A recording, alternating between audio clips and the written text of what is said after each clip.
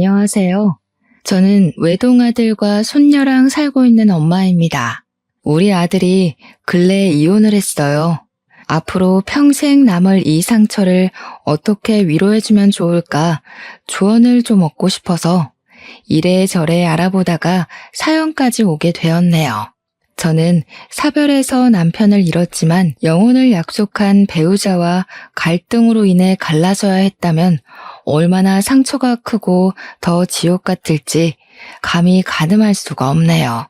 부디 제 사연을 들어보시고 마땅한 조언들 한마디씩 남겨주셨으면 좋겠어요.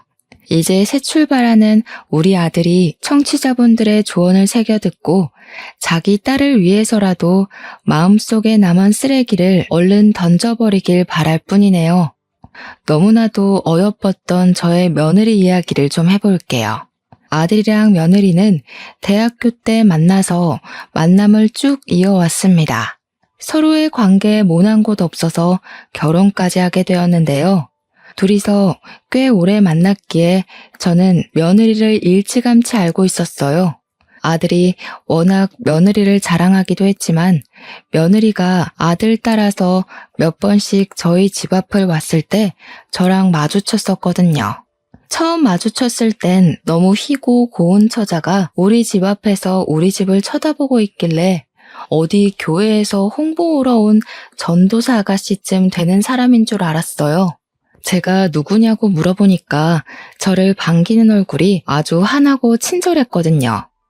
그런데 나중에 아들이 뒤늦게 나타나서 며느리를 소개해주는 덕에 아들과 만나고 있는 짝이라는 걸 알았습니다.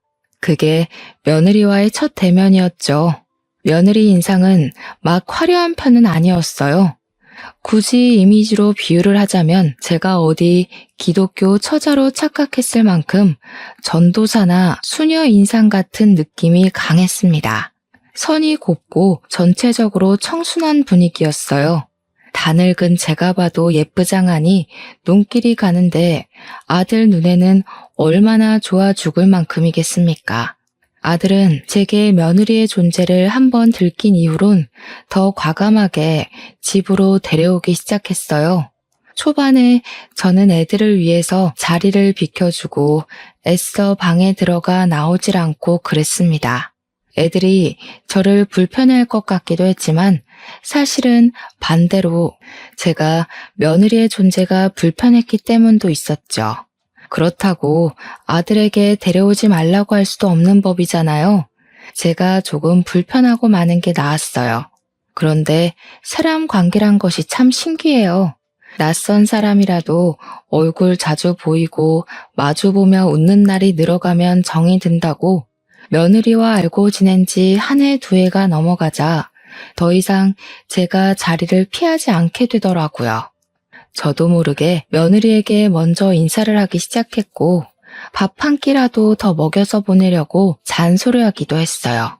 그렇게 지내다 보니 저와 아들 그리고 며느리의 관계는 5년이 지난 어느덧 당연한 사이가 되어버렸습니다. 며느리는 당연하게 저를 어머님이라 불렀고 저는 며느리를 딸처럼 이름을 부르게 되었죠.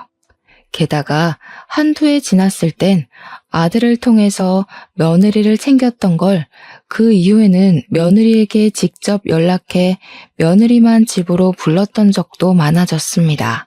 사실상 저희들은 애들 식만 안 올렸지 이미 한 식구나 다름없었어요.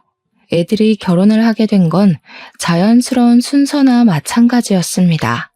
각자 일을 하느라 바빠서 자꾸 결혼을 미뤘던 거지 사실 언제 해도 상관없는 상태였어요. 결혼 자금은 당연히 각자 마련이 되어 있는 상태였고 결혼 허락은 더더욱 필요 없었고요. 그래서 그런가 애들이 더 마음 놓고 날짜 잡는 것에 그리 큰 신경을 안 두더라고요. 저도 애들 뜻 존중해서 나중에 여유 생길 때 결혼하면 되지 싶어 내버려 뒀습니다. 그래서 우리 애들이 식 언제 올렸냐면요. 더 이상 미룰 수 없는 시기가 와버렸을 때였어요. 며느리가 임신을 했거든요. 임신 사실을 알고 나서부터는 결혼식이 속전속결로 이루어졌습니다. 저까지 덩달아 바빠져서 그 시기에는 한참 정신이 없었네요. 그래도 마음만큼은 편했습니다. 애들이 언제 결혼하든 그건 애들 마음이니 상관없다 했지만 저도 모르게 애들이 얼른 가정을 꾸려 안정적인 미래를 가꿔가길 바랬나 봐요. 법률상 가족이 되니까 몰랐던 불안감까지 다 해소되어 버리더라고요. 특히 며느리가 우리 집 며느리로 들어와 준 것이 가장 만족스러웠어요. 제일 안심한 일이기도 했고요. 우리 며느리는 다시 말하지만 행동거지가 참 참했고 주위 사람들도 1등 며느리감이라 칭찬했을 만큼 야무진 사람이거든요. 공부 잘하지, 일 잘하지, 예의 바르지, 또 자기 관리 아주 투철하지. 우리 아들 또한 어디 내놔도 부끄럽지 않을 정도로 자랑스러운 자식인데 우리 아들 다음으로 자랑스러운 자식이 또 있다면 그게 바로 며느리가 아닌가 생각했을 만큼 저 그때 며느리에게 아주 흠뻑 취해 있었습니다. 아무튼 드디어 허물뿐만이 진정한 부부가 둘은 결혼하고서 저와 합가하기를 원했어요. 그 소리를 듣고 좀 놀랐습니다. 저는 당연히 둘이 분가하길 원했거든요. 젊은 애들이 가정을 꾸렸으면 자기들만의 방식으로 살아야 되는데 제가 있으면 방해만 될 거 아닙니까? 또 저는 과거에 시모의 존재가 곁에 있는 것만으로도 부담스러웠거든요. 저는 제가 좋아하는 며느리에게 그런 작은 부담도 주고 싶지가 않았어요.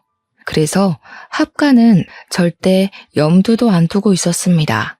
근데 아들이랑 며느리가 동시에 찾아와선 저더러 같이 이사하자는 거 아니겠어요?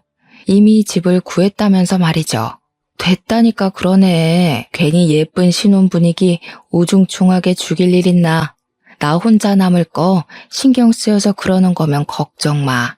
내가 한두 살 애도 아니고 혼자서도 어련히 잘하지.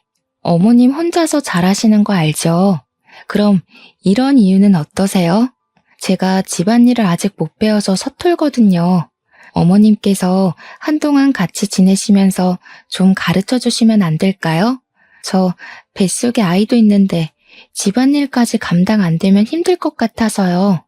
제가 결국 합가를 허락하게 된 이유가 바로 이것입니다. 며느리가 임신 중이란 사실을 망각했던 건 아니지만 며느리가 추후 집안일 신경 쓰느라 몸 관리를 못할 수도 있다는 사실은 깜빡해버렸어요. 생각보니까 애들이 맞벌이 하기 때문에 아이를 출산하는 것과 상관없이 밥조차 제대로 못 챙겨 먹을 것 같더라고요. 곰곰이 고민해보니 분가하면서 세금을 이중으로 내며 서로 마이너스 영향만 받을 바엔 합가하는 쪽이 훨씬 긍정적 영향이 많다는 걸 깨달았습니다. 그래서 저는 아들과 며느리의 제안을 받아들였고 애들 신혼집으로 이사를 가게 되었죠. 민폐가 되지 않겠다고 다시 한번 마음 다잡으면서 어쩌면 잘된 일이라고도 생각했어요. 요즘 젊은 사람들 여자고 남자고 다 일하니까 집안일에 능통하지 못한 거 당연하잖아요. 저 같은 옛날 여자들이야 집안일에 도가 텄죠. 주부 구단이란 말은 저 때나 있는 말이기도 하고요. 또 며느리가 건강하게 순산을 하려면 제가 이리저리 챙길 것이 많을 것 같았어요. 사돈댁은 지방이라 너무 멀어서 한 달에 한 번 오는 것도 버겁거든요. 딸을 둔 엄마 입장에서 임신한 딸이 얼마나 걱정되겠습니까? 저라도 대신 며느리 챙기면서 사부인 마음 놓게 해야죠. 며느리는 일 인계할 사람 구해지고 난 후에 휴직계를 냈습니다. 그리곤 저랑 둘이 집에서 시간을 많이 보냈어요. 저는 며느리를 위해서 늘 산모에게 좋은 음식이나 약, 운동 등을 강구하기도 했어요. 며느리는 며느리로서 저를 잘 따라주었습니다. 저희는 아들 없이 함께 보내는 시간에도 갈등 한 번이 없었어요. 마음 잘 맞는 며느리를 만나면 이렇게 잘 지낼 수 있다는 걸 우리 며느리를 통해서 알았네요. 그렇게 며느리 출산 때까지 최대한 안정적인 시간을 보낼 수 있도록 모두가 노력했고, 그 끝내 우리 가족 품으로 예쁜 손녀를 얻을 수 있었습니다. 손녀를 처음 만난 그날은 우리 가족이 진정한 가족이 된 이후 두 번째로 큰 행복을 느꼈던 시간이었어요. 우리 예쁜 손녀를 위해서라도 더 열심히 화목하게 살자고 그날 그렇게 다짐을 했었습니다. 그리고 얼마 후 며느리는 잠깐만 쉬고서 바로 복직을 하여 일에 매진했어요. 워낙 자기 관리에 철저한 사람이라 산후조리원에 있으면서도 업무 연락을 놓지 않던 애였습니다. 제 바람으론 며느리가 한 1년은 푹 쉬고 복직을 했으면 싶었지만 며느리가 워낙 본인의 경력과 자격에 진심인 사람이니 제가 말릴 수는 없었네요. 실제 며느리는 다음 해에 바로 승급을 했습니다. 승급을 하면 당연히 월급도 껑충 뛰어오르잖아요. 며느리의 성장은 집안의 경사나 마찬가지이니 저랑 아들도 며느리의 고생을 진심으로 축하해 주었어요. 축하 파티를 하겠다고 며칠 전부터 떠벌려놔서 그런지 며느리는 그게 다 저랑 아들 덕이라면서 비싼 명품 선물을 준비해놨더라고요. 어머나, 내 분수에 뭐 이런 걸 봤니? 내가 뭘 한 게 있다고. 다 네가 잘해서 승진한 건데 괜한 돈을 썼네. 이런 거 돈 100만 원 하지 않아? 아직도 모르시겠어요? 어머님 안 계셨으면 저 완벽한 아내, 며느리 이런 거 아무것도 못 해냈어요. 어머님은 저한테 완전 신 같은 존재예요. 남편만큼이나 없어서는 안 된다고요. 제가 어머님한테 얼마나 의지하는지 알죠? 그렇게 생각해주니 내가 참 너무 고맙다. 내 노력한다고 하는데 안 사돈 만큼은 아닐 테니 항상 마음에 걸렸거든. 아무리 그래도 부모랑 떨어져서 남의 부모 모시고 사는 게 어디 쉬운 일도 아니잖아. 항상 신경 쓰였는데 네가 그렇게 말해주니까 체증이 확 내려간다. 저 엄마한테도 엄청 자랑했어요. 어머님이 엄마 같다고요. 그러니까 엄마가 어머님한테 너무 고마워서 다음에 인사 오겠다고 하던데요. 전 어머님한테 아무것도 안 바래요. 그러니까 지금처럼 저희 곁에서 오래오래 건강하게만 있어주세요. 제 어머님으로요. 알겠죠? 어쩜 말을 이렇게나 예쁘게 하는 건지 제가 며느리를 이뻐하지 않을 수가 없었습니다. 며느리는 제게 선물을 한 걸로 모자라서 잠자리에 들기 전 제 방을 찾아와 따로 용돈까지 줬어요. 그 봉투에도 꽤 큰 액수가 들어있었는데 저 깜짝 놀라서 며느리한테 이러지 말라고 돌려줬거든요. 그랬더니 며느리가 꿋꿋하게 쥐어주면서 손녀 봐주는 것이 고마워서 표현하고 싶은 마음이라고 하더라고요. 말리고 싶어도 역시나 며느리 고집 때문에 그럴 수 없었습니다. 며느리가 지금 안 받으면 제가 받을 때까지 쫓아다닐 거라고 하길래요. 그때부터 저는 며느리가 주는 돈을 받기는 하되 따로 모아놨어요. 정말 필요할 때 쓰고 싶었거든요. 혹시라도 며느리한테 급한 일 있으면 도와주고 싶기도 했고요. 어쨌든 갈수록 더 애틋하고 감사한 며느리의 마음에 화답하고 싶었던 저는 그 마음을 몸으로 때웠습니다. 아들뿐만 아니라 며느리가 끼니 건강하게 먹고 일할 수 있도록 식단에 특히 신경 썼고 집안일은 내 선에서 처리했고 예쁘게 낳아준 손녀까지도 애들 성가시지 않게 잘 돌봤죠. 남들이 봤을 때 가사 도우미냐 베이비시터냐 그렇게 볼 수도 있어요. 저는 우리 아들과 며느리가 저로 인해 편하게 일 보고 다닐 수 있으면 그것이 제가 할 수 있는 일의 최선의 일이라고 생각했습니다. 각자 맡은 바의 역할을 잘 해냈기 때문인지 우리 식구는 다 잘 지냈어요. 갈등은 당연히 없었고 가족으로서 적당히 어울리고 서운하지 않을 만큼 거리를 뒀었죠. 정말 다 좋은데 당연히 약간의 아쉬움도 존재했어요. 그건 며느리가 승급하고 나서 회식 많아지고 갈수록 일도 많아지고 퇴근도 늦어졌다는 건데요. 사실 높은 자리에 올라간 사람이니 당연히 바쁜 거잖아요. 이건 아쉬워도 어쩔 수 없다는 걸 알아서 그저 제 마음속에만 묻어두고 있는 점일 뿐이었어요. 그런데 딱 이대로만 쭉 지냈다면 저만의 아쉬움도 그러려니 하고 묻혔을 것을 하필 그 시기에 모든 게 들춰지고 말 계기가 시작되어 버렸습니다. 그 발단은 승승장구하던 며느리와는 반대로 우리 아들은 회사가 부도나 해고를 당했다는 거예요. 어쩔 수 없는 부당 해고였죠. 그나마 다행이라고 볼 수 있는 건 며느리 덕분에 우리 집이 먹고 살기 어려운 형편은 아니었다는 겁니다. 아들은 해고를 당하고 한 일주일은 알아 누워 있었어요. 딸을 볼 낯도 없어서 밥상머리 앞에 제대로 앉아있지도 못했죠. 게다가 결혼하고 나서 끊었던 담배까지 다시 찾아서 피기 시작했습니다. 한날은 새벽에 화장실 가는 길에 베란다에서 기척이 들려서 내다봤는데요. 아들이 울고 있더라고요. 딸이 태어나고 난 후로는 한 번도 웃음을 잃지 않았던 아들인데 아무래도 청춘을 바쳤던 직장에서 부당해고를 당했으니 쉽게 일어설 수가 없나 봅니다.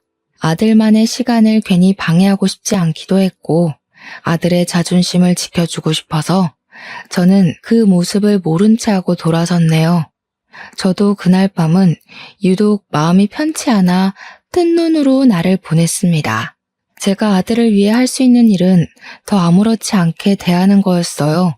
더 딸과의 시간을 보내도록 강요하는 거였고요. 허구한 날 방구석에만 있을 거야?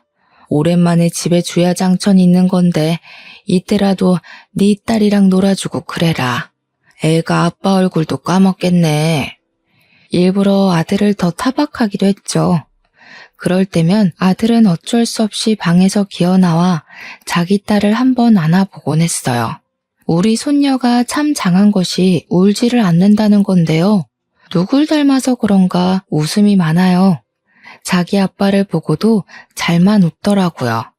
그것 때문에 아들이 딸을 보고 눈물을 못 참고 터뜨리는 걸 보고서 저는 자리를 비켜버렸습니다.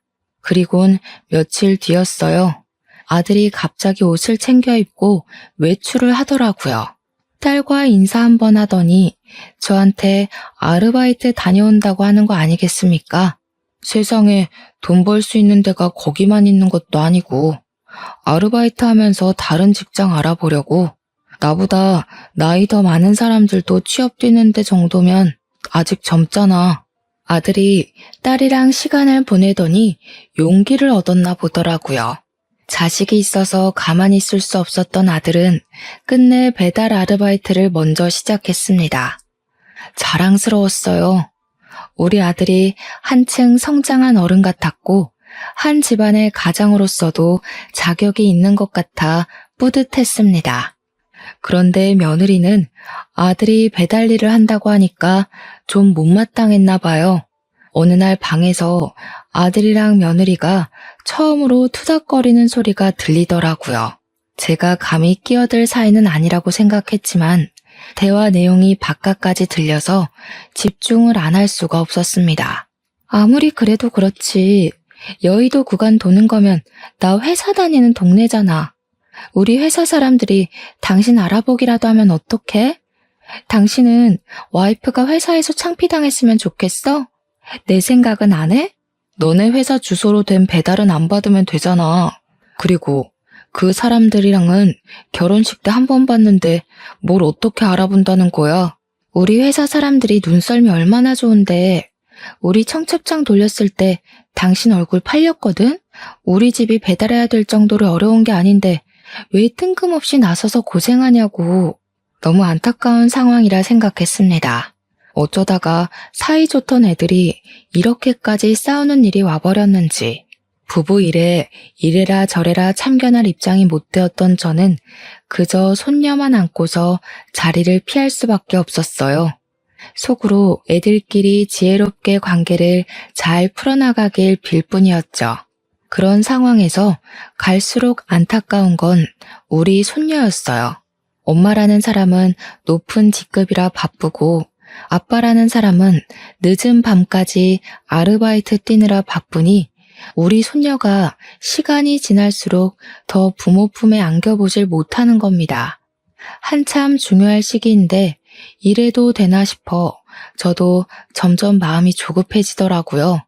손녀가 저를 좋아해서 울지 않는 건 다행이지만 멀리 생각해보면 이게 다행인 줄도 모르겠어요.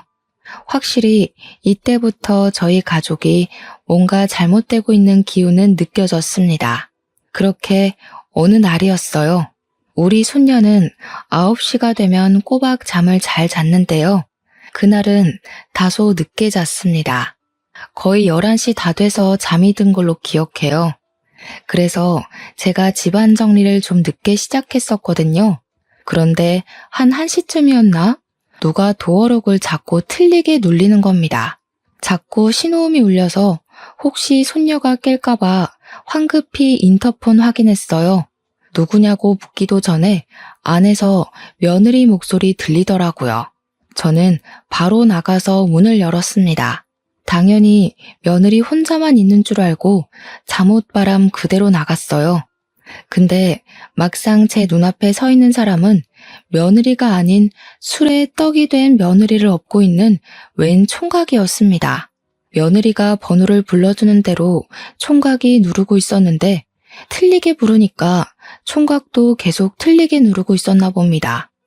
낯선 사람 등장에 제가 당황해서 주춤거리니 총각도 저를 보고 주춤거렸어요. 그러다가 총각이 곧 제게 인사를 하면서 자기가 우리 며느리 동창이라고 소개를 해주더라고요.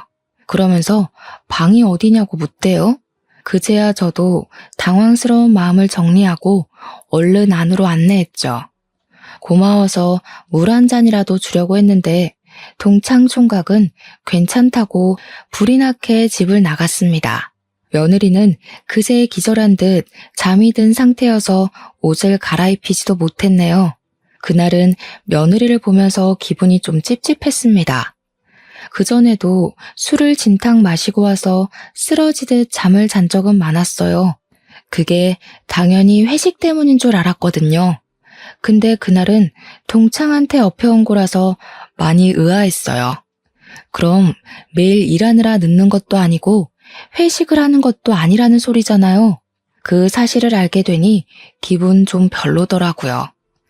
자식이 없는 여자도 아닌데 퇴근 일찍 하면 딸이랑 시간 보내러 집에 좀 올 것이지 겨우 생긴 시간마저 동창이랑 술 약속으로 보내버리다니. 제 입장에선 좀 많이 서운하고 이해하기 어려웠습니다. 그래서 다음날 아침에 일어난 며느리에게 물을 수밖에 없었어요. 며느리는 어제 입은 옷 그대로 얼굴 정리도 안 하고 나와서는 물을 마시더라고요. 거실에서 제가 손녀 밥을 먹이고 있었는데 그건 하나도 궁금하지 않는 태도였습니다. 그저 자기 배만 문지르면서 국 하나만 끓여주면 안 되냐고 저한테 부탁하더군요. 무슨 술을 그렇게 먹었니? 듣자 하니 동창이랑 만나서 술 한잔 한 것 같던데. 그날은 일이 일찍 끝났던 거야? 그럼 다른 약속 잡지 말고 집에 오지 그랬어. 아, 어머님 들으셨구나. 일이 일찍 끝났다기보단 동창이 저희 회사랑 계약한 하청업체 직원으로 있더라고요. 반가워서 따로 만났어요. 앞으로 잘 부탁한다고 인사도 할 겸요. 그러니? 일 얘기했다면 뭐라고 못하겠다만 아무리 그래도 그렇지. 애엄마인데 술이 떡이 돼서 외간 남자한테 업혀오는 건 좀 아니지 않나 싶다. 그러다 무슨 일 생기면 어쩌려고 그래. 아이 엄마가 조신하지 못하게. 어머, 제가 그랬나요? 죄송해요. 한 번도 그런 적은 없었는데. 오랜만에 동창 만나서 저도 모르게 너무 애처럼 굴었나 봐요. 정말 죄송합니다. 며느리는 당황하면서 제 앞에서 고개를 숙였습니다. 자신의 실수를 전혀 기억 못하는 얼굴이었어요. 아무것도 모르는 애한테 제가 뭐라고 더 얘기를 하겠습니까? 앞으로 조심하고 술 좀 조절해서 마시라고만 한 뒤 얘기를 마무리했습니다. 그러나 사람은 고쳐먹는 거 아니라고. 아니 땐 굴뚝에 연기가 나겠습니까? 그날 며느리의 아슬아슬했던 실수가 가정 불화의 시작에 불과했다는 걸 진작 알지 못해서 화를 피하지 못했는데요. 며느리에게 진심 어린 사과를 받고 나서 며칠 후의 일이었어요. 며느리 전화로 며느리 차에 라이트가 켜져 있다는 전화가 온 겁니다. 그날도 며느리는 술에 떡이 돼서 집에 왔고 늘 그랬던 것처럼 기절해 있었어요. 그래서 제가 며느리 전화를 대신 받아서 며느리 차 키를 들고 손녀까지 업고서 내려갔죠. 며느리 차에 올라타 라이트를 끈 뒤 바로 내리려고 했습니다. 그런데 그때였어요. 어디서 자꾸 메신저 알림 소리가 울리더라고요. 무시하고 내리기엔 계속해서 울리는 것이 끈질기게 제 발목을 붙잡았어요. 대체 뭔가 싶어서 차 주변을 둘러봤습니다. 그러다 조수석 바닥에서 웬 휴대폰이 엎어져 있는 걸 발견했죠. 그건 당연히 집에 퍼질러져 있는 며느리 휴대폰은 아닐 거라 생각했어요. 배달가 있는 우리 아들 것도 아니라고 생각했고요. 그렇다면 이 휴대폰의 주인은 며느리 지인의 것인가? 그런 생각을 하면서 돌려봤습니다. 그때 메신저가 한 번 더 날라왔는데요. 배경 화면이 번쩍하고 빛나더라고요. 그 순간 며느리와 낯선 남자가 다정하게 어울려 있는 모습이 큼지막한 사진으로 나타났습니다. 저 그걸 보고 너무 놀랐어요. 혹시 사람을 잘못 봤나 싶어서 몇 번이나 여자 인물을 들여다봤지만 분명 제가 아는 며느리가 맞더군요. 심장이 철렁 내려앉았어요. 대체 이게 뭔가 싶어서 당장 휴대폰을 열어봤습니다. 다행히 비밀번호가 없어서 열어보는 게 가능하더라고요. 그리고 그곳에서 저는 그동안 몰랐던 며느리의 실체를 알게 되었어요. 일단 제가 발견한 그 휴대폰은 며느리의 것이 맞았고 며느리의 숨겨진 다른 휴대폰인 듯 했습니다. 휴대폰에 담긴 정보 안에서는 평소 수녀 같기만 하던 참한 며느리의 이미지가 아닌 180도 반대되는 낯선 여자의 모습들이 가득했어요. 며느리가 우리에게 숨겨왔던 불륜의 취향, 불륜의 현장이 무궁무진하게 펼쳐져 있었습니다. 그리고 대화방에는 무슨 차장님, 부장님, 후배님 등등 직위 이름으로 채팅창이 나뉘어 있었어요. 왜 이런 불륜 가득한 휴대폰에 며느리 회사 사람들이 담겨있나 싶어서 눌러봤거든요. 불편해서 칭얼거리는 손녀까지 살살 달래가며 그 자리에서 다 읽어봤는데요. 저 정말 정신 나갈 뻔했습니다. 며느리가 출산하고 나서 승급한 이유가 여기에 있었더라고요. 며느리는 개인 업무 능력으로 승진을 한 것이 아니라 부장님, 차장님 등등 직위 높은 사람들에게 몸을 쓰면서 개인적인 핵심을 산 거였어요. 그걸로 모자라 며느리는 자기보다 후배인 직원들과도 아주 바쁘게 바람을 폈는데 젊은 남자들과는 한 자리 얻기 위해서라기보단 그냥 애인으로 지냈더군요. 그러니까 며느리는 나이 많은 남자를 통해 자기 미래를 보장받으려 했던 거고 어린 남자를 통해선 대접받고 싶은 욕구를 채운 거였어요. 아마 가정에 대한 욕심이나 심리적인 안정감도 놓치지 않고 싶어서 결혼을 했던 게 아닌가 싶어요. 며느리에게 어떤 마음이 우선이었는지 모르겠지만 뭐가 됐든 며느리와 결혼을 했다면 결국 끝은 파국이 될 거라는 게 중요한 중점 아니겠습니까? 모든 사실을 알게 된 저는 너무 혼란스러워서 입을 틀어막고 울음을 터뜨렸습니다. 그동안 며느리를 믿고 지냈던 수년의 세월이 필름처럼 지나갔어요. 단 한순간도 며느리에게 진심이 아니었던 마음이 없습니다. 딸이 아니지만 딸처럼 아꼈고 엄마가 되어주고 싶었던 마음도 다 진심이었거든요. 제 아들이 며느리를 속상하게 안 했으면 좋겠기에 아들 앞에서 며느리 편을 들어준 적도 덜어 있었습니다. 며느리 같은 며느리는 그 어디에도 없을 거라 단언했어요. 며느리를 볼 때마다 하늘에서 떨어진 천사라고 비유하며 이웃들에게 자랑했어요. 그런데 불륜이라뇨. 그 착한 아이가 가정 파탄의 주범이라뇨. 한 놈도 아니고 제 눈으로 확인한 놈들만 해도 무려 5놈이나 됩니다. 며느리에게 상간남이 있다는 것도 충격인데 한 번에 발견된 놈이 5명이나 될 때 다들 기분이 어떠시겠어요? 제 아들은 지금 제 새끼랑 마누라한테 부끄러운 남편, 아빠 안 되려고 밤낮으로 뛰고 있단 말입니다. 자기 남편이 배달 아르바이트 하면서 가정을 위해 최선을 다하고 있는 줄 알면 적어도 한눈 파는 일은 하지 말아야죠. 어떻게 가족 얼굴에 똥칠을 한답니까? 불쌍한 내 아들. 마누라가 밖에서 한눈 팔고 다니는 줄도 모르고 지금 누구를 위해서 자기 몸 부서져라 일을 하고 있는 건지 눈물이 나다 못해 화가 났던 저는 일단 이 불순한 휴대폰을 숨겨서 집에 들고 올라갔습니다. 며느리는 여전히 술에 찌들려서 자고 있더라고요.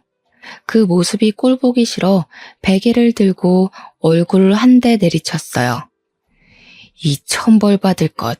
내 손녀 절대 너한테 안 보낸다. 내가 지옥 불구덩이에 떨어지는 한이 있더라도 니년 다 망가지는 꼴 꼭 만들 거야. 감히 우리 아들이랑 우리 손녀 얼굴에 먹칠한 거 가만 안 둘 거다. 그대로 며느리한테 베개 던져주고 방을 나왔습니다. 술에 취해서 아무것도 모르는 걸 알기 때문에 과감하게 저질렀던 행동이죠.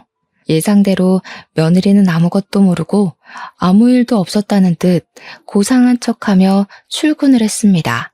저는 평소처럼 며느리의 식사를 챙겨줬어요. 일단 이 사실을 어떻게 해야 할지 몰라서 티를 내지 않기로 했거든요. 아들한테 말을 하고 싶은데 혹시라도 아들이 이 사실 알고 상처받아서 나쁜 선택이라도 할까봐 이걸 밝히는 게 맞는지 아닌지 고민이 되더라고요. 한참 생각하다가 결국 결정한 것이 전문가의 도움을 빌리는 게 좋겠다는 거였는데요. 저 여태 며느리가 줬던 용돈 안 쓰고 모으고 있었거든요. 그걸로 며느리를 위해서 나중에 쓰려고 했잖아요. 아무래도 변호사를 선임해야겠다는 생각이 들더라고요. 저는 바로 변호사 사무실을 알아봤고 제법 유능한 사람으로 구해서 찾아갔습니다. 제가 갖고 있는 증거물 제출했어요.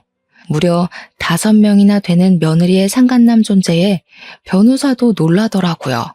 변호사 말이 사실 이 정도면 굳이 몰래 소송하지 않더라도 며느리가 맞고소할 수 없다고 확언하는 겁니다. 전문가 말을 들으니까 너무 안심이 되었어요. 그제야 저는 용기 내어 아들에게 알리기로 했습니다. 엄마는 아들 선택에 맡길 거야. 그런데 아들, 네가 딸 생각한다고 이혼을 보류하는 결정은 안 했으면 좋겠어. 아이한테 엄마가 필요한 건 맞지만 사실 그런 엄마는 필요 없는 데다가 걘 한 번도 우리 손녀한테 엄마 노릇을 해준 적이 없어. 아들이 제 조언을 제대로 들었는지 모르겠지만 아들은 며느리 불륜 사실에 상당히 괴로워했습니다. 자신이 부당해고를 당했을 때보다 훨씬 더 말이죠. 다행히도 제가 부탁하고 사정하는 탓에 아들이 며느리한테 불륜 사실을 아는 체는 안 했어요. 그저 며느리 얼굴을 제대로 못 보거나 말 섞는 걸 자제했을 뿐이었습니다. 아들의 이혼 고민이 늘어갈수록 아들의 차가운 반응도 늘어가니 그에 따른 며느리의 불만 또한 같이 생길 수밖에 없었는데요. 하루는 며느리가 출근 전 제 곁에 와서 아들 흉을 보며 툴툴거리더라고요. 아무래도 취업이 잘 안 돼서 더 까칠해진 것 같죠? 그냥 집에서 쉬라고 해도 하여간 말을 안 들어요. 대체 누구 고집을 닮은 건지. 어머님이 나중에 다시 한번 말 좀 해주세요. 오토바이 그거 위험하기도 하잖아요. 창피해서 그런 거 아니고. 됐다. 취업이 안 되면 예민해질 수도 있지. 가족이라도 이해해줘야지. 안 그럼 어디 마음 기댈 곳 있겠어? 가족이라면 그런 의리는 있어야 되는 거 아니니? 저도 모르게 그날 난생 처음으로 며느리에게 퉁명스러운 말씨와 대답이 나가버렸어요. 며느리는 한결같았는데 제가 달라져 버린 거죠. 그냥 며느리 실체를 알아버리니까 감히 가족 내다버린 년 입에서 우리 아들 욕이 나오는 게 듣기 싫더라고요. 며느리도 제 기분이 안 좋은 게 느껴졌는지 당황하면서 어색하게 웃었어요. 제 눈치를 보더니 그 순간만큼은 더 순한 양처럼 행동하다가 출근했습니다. 그리고 그날 저녁이었어요. 적어도 아들이 한 달 정도는 생각할 시간을 가질 줄 알았는데 아들이 며느리의 실체가 담긴 폰을 들고 제 방으로 오더니 직접 소송장 준비하겠다고 하더라고요. 제가 휴대폰을 아들에게 줬거든요. 며느리를 용서해 줄 거면 네 손으로 직접 증거물 없애라고 말이죠. 그랬더니 아들이 도무지 며느리의 이중 생활을 눈 감아줄 수가 없었나 봐요. 저는 아들의 결정에 얼마나 가슴을 쓸어내렸는지 모릅니다. 안아서 장난감 물고 있는 손녀를 안으며 제대로 큰 결심을 했어요. 그리곤 바로 아들한테서 며느리 폰을 받아서 며느리 폰에 저장된 불륜남들에게 다 연락을 돌렸습니다. 후배 직원 1명 말고는 나머지 4명은 유부남이더라고요. 그래서 더 쉬웠어요. 그들에게 가정이랑 직장에다 불륜 사실을 소문내겠다고 하니까 고민도 안 하고 당장 며느리를 손절하겠다면서 벌벌 떨대요. 가정 깨지는 게 무서우면 부정행위를 저지르지 말았어야 하는 거 아닙니까? 정말 며느리나 상간남들이나 한심하기 짝이 없더군요. 어쨌든 저는 상간남들에게 개인적으로 부탁했습니다. 며느리랑 그 후배 직원 둘만 싸잡아서 불륜 커플로 사내에 소문을 퍼뜨려 주라고 내가 보내주는 사진까지 첨부해서 말이죠. 그랬더니 가정이랑 자신들의 직위는 지키고 싶었던 4명의 상간남들이 손수 며느리와 그 후배 직원을 묶어 회사에 퍼뜨리기 시작했어요. 고위직급이라 그런가 행동 빠르고 지시가 빨라서 회사에 소문 퍼지는 건 시간 문제더라고요. 며느리가 출근한 아침에 연락했는데 그 몇 시간 만에 난리가 난 것 같았습니다. 그 사실이 퍼지자 회사에 붙어 있을 수 없었는지 며느리가 결혼하고 정말 오랜만에 대낮에 집에 온 거 아니겠어요? 오늘 몸이 안 좋아서 좀 일찍 왔어요. 저 좀 쉴 테니까 저녁 때까지 깨우지 마세요. 몸이 아파서 왔다는 우스운 핑계를 대는 며느리 앞을 아들이 막아섰습니다. 그리곤 아들이 며느리 얼굴에다 소송장을 집어던졌죠. 아내라는 사람이 이렇게 유명한 사람인지도 모르고 내가 아주 입이 마르고 닳도록 자랑하고 다녔네. 언제까지 뻔뻔할 생각이야? 당신 제정신이야? 왜 얼굴에 던지고 그래? 이게 뭔데 그래? 며느리는 얼굴에 얻어맞은 소송장을 주워들더니 그걸 읽으면서 점차 표정이 굳어갔어요. 이혼 사유는 네가 제일 잘할 텐데. 이미 회사에 소문쫙 퍼졌잖아. 변명할 여지가 없을걸? 오늘은 한 놈이랑만 퍼졌겠지만 다음 주는 2번째 놈도 터질 거야. 그리고 그 다음 주는 3번째를 터뜨릴 거고 그 다다음 주는 4번째를 터뜨릴 거지. 끝이 아니더라. 5번째까지 네가 오래오래 쓰레기로 기억되게 질질 끌면서 터뜨릴 거야. 이제 상황 파악되니? 아들의 도발에 며느리는 순식간에 사색이 되었습니다. 우리가 모든 걸 알고 있다는 생각은 못했었나 봐요. 자기의 실체가 들통나자 더 이상 발뺌 안 하곤 아들 앞에 바로 무릎을 꿇더군요. 갑자기 사죄까지 하기 시작했어요. 나 빨리 승진해서 우리 식구 잘 먹고 잘 살게 하려고 그랬던 거야. 우리 식구 부자 되면 이 사람들 다 청산하려고 했어. 당신한테만 정착하려고 했다고. 어머님은 제 마음 아시잖아요. 제가 어머님한테 돈 많이 드렸잖아요. 제 돈 받아먹고 모른 체 하시는 거 아니죠? 뭐라고? 내가 너처럼 돈이면 뭐든 다 되는 사람인 줄 아니? 나는 적어도 돈 때문에 걸레짝처럼 몸 굴릴 생각은 안 해. 어디서 몰상식한 소리라고 있어? 애 보기 부끄럽지도 않아? 당최 며느리는 평소 무슨 생각을 하고 사는 건지 마음이 조급하니까 정말 말도 안 되는 생각을 해보이더라고요. 자기 자식보다 자기 앞날을 더 중요시 여기는 태도를 보였는데요. 아직 엄마 소리도 못하는 아기를 가리키면서 울분을 토하는 겁니다. 저 조그만 게 알면 뭘 한다고요. 먹고 울고 똥만 싸는데 솔직히 아직까진 짐승이랑 똑같은 거 아니에요? 쟤만 아니었어도 이 지경까지 안 왔어요. 이렇게 급하게 결혼도 안 했을 거라고요. 너무 황당한 말이지 않습니까? 우리 아들이랑 며느리 6년 만에 결혼했습니다. 그 정도면 급하게 결혼한 것도 아니거든요. 심지어 임신 안 했다면 그 기간이 더 길어졌을 수도 있다고요. 게다가 어떻게 자기 자식더러 짐승이라고 얘기를 할 수가 있나요?